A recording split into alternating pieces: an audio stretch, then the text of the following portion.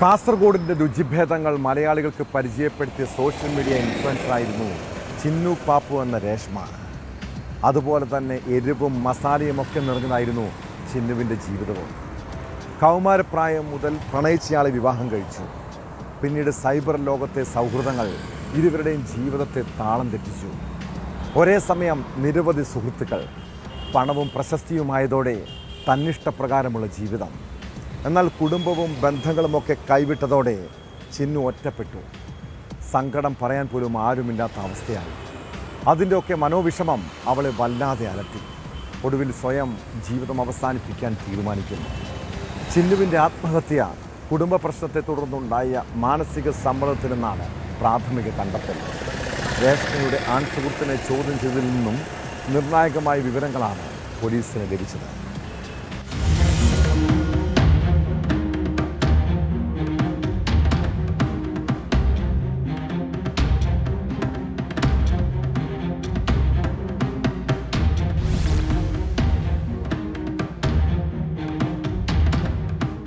Adoor സ്വദേശിനിയും social media ഇൻഫ്ലുവൻസറുമായ Chinnu Pappu എന്ന രേഷ്മ ആത്മഹത്യ ചെയ്ത സംഭവത്തിൽ ആൺ സുഹൃത്തിന്റെ ഫോൺ പോലീസ് കസ്റ്റഡിയിലെടുത്തു.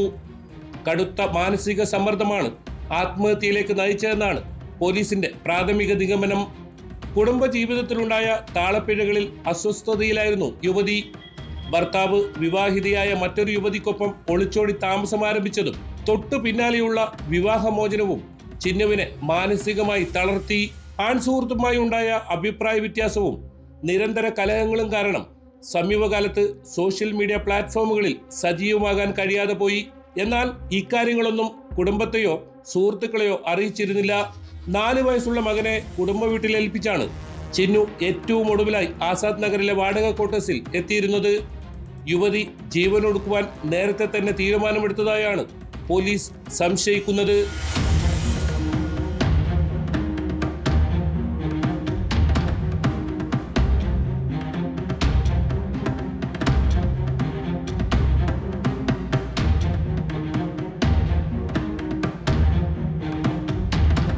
പോസ്റ്റ്മോർട്ടം റിപ്പോർട്ടിലും അസ്വാഭാവികതയൊന്നും കണ്ടെത്താനായില്ല.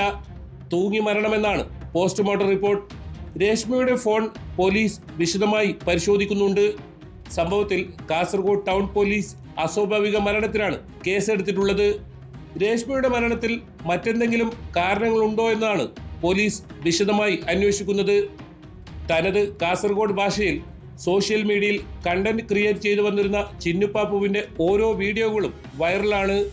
ഇൻസ്റ്റാഗ്രാമിൽ 2 ലക്ഷത്തിലധികം ഫോളോവേഴ്സ് ഉണ്ട്.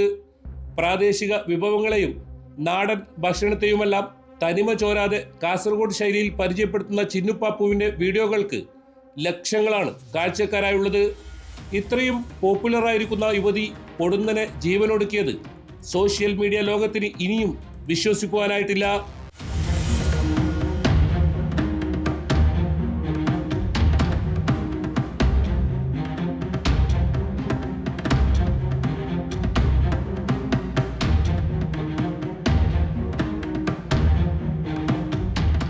ന്യൂസ് 18 കാസർഗോഡ്.